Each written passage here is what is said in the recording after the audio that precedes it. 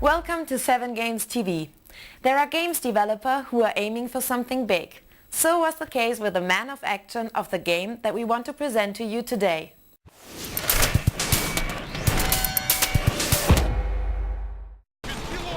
And that is what you see at 7Games TV. Frontlines Fuel of War wants to fling Battlefield from the throne. We took this game precisely under the magnifying glass. Furthermore, we show you new videos of GTA 4 and our in-game scenes of Lost, the new star of Ubisoft based on the successful series.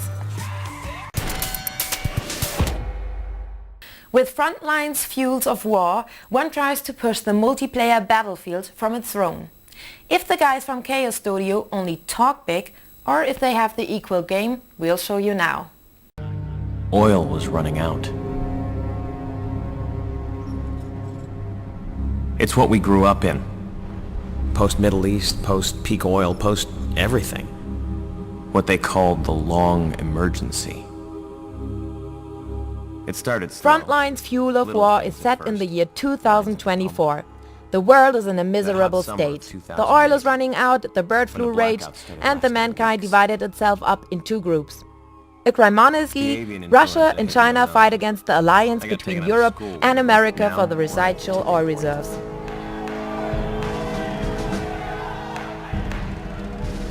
I was 16 when the Chinese and the Russians figured out they'd rather fight us than each other. We didn't waste time forming the coalition.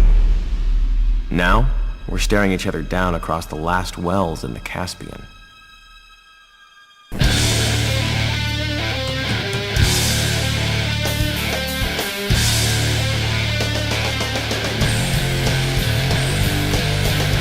We begin in the single-player mode and let ourselves spring via helicopter to some oil fields in Central Asia. The landing is, however, a little rough. You kidding me? They said there was a town. More like a mining camp. It's a dump. A pretty valuable dump then. Most of the world's remaining oil is about 100 miles from here. Is that so, Princeton? Well, then why don't... Oh, shit! What the hell was that? Mayday! Mayday! Sector 1! Yes, sir. Identified. We just lost the town road! Sergeant's hit! Second fire! Keep your head down, Bradley! We're losing him! Captain, get out of here now! Incoming!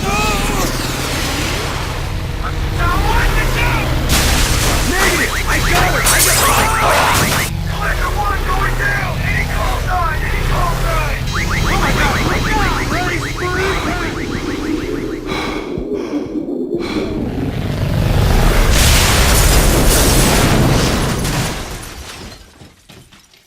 Finally, we landed, and from this moment on there is no rest for us anymore.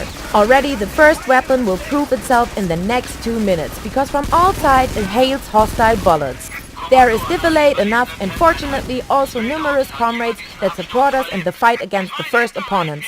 Together we have to broaden the front line on the map and to conquer ground. In addition, we have to accomplish a few tasks. At the beginning, we must find, for example, a missile station and blow it up.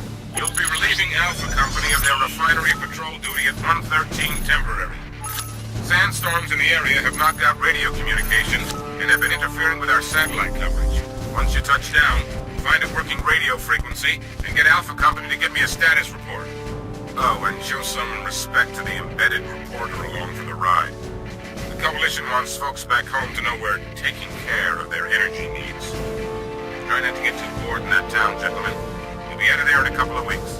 Command out.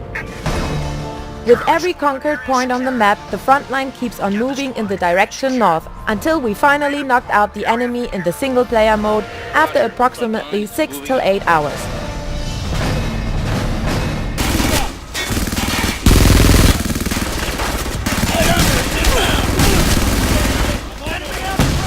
The developers renounced, by the way, to create a certain personality for our soldier, and that being for a good reason.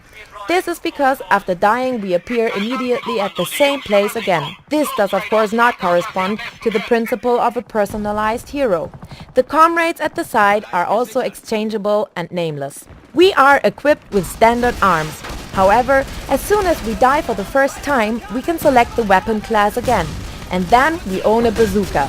That one is suited to fight against attacking gun cars. There are 3 different stages ranged in difficulty, and that means that we may also variably often die.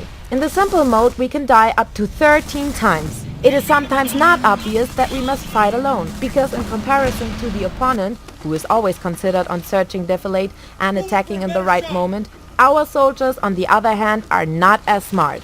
So you should not always assume that the colleague with the strongest gun feels like getting the hostile helicopter flying from the sky. A little more intelligent with the guys on our side would not have damaged the game.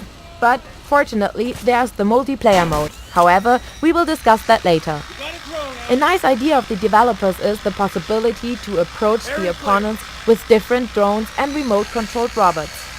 This small drone, for example, provides us with important pictures from the enemy, while other toys simply can chase the opponent into the air. The tank drone stays on the ground while using a lot of ammunition. Well, we really do not know how she is able to shoot in these different dimensions. To reload your own weapon, you just have to touch these ammunition boxes. Of course, there are also numerous vehicles in the game. Fortunately, because the maps are quite huge and running from A to B would be quite irritating without such practical tactics. Graphically, Frontlines turned out a little bit too colorful, but this did not turn us off immediately. Many people will certainly criticize the realism. Too little dust in the desert and only a few details in the street canyons make the optics total decent. However, not life-changing. In exchange, the sound mechanisms make the game very convincing. Thanks to fabulous background music, the atmosphere is always consistent. We tested the game, by the way, on the PC. After all, friends of the PlayStation will not come into pleasure from Frontlines Fuel of War. The development for this platform has already been stopped.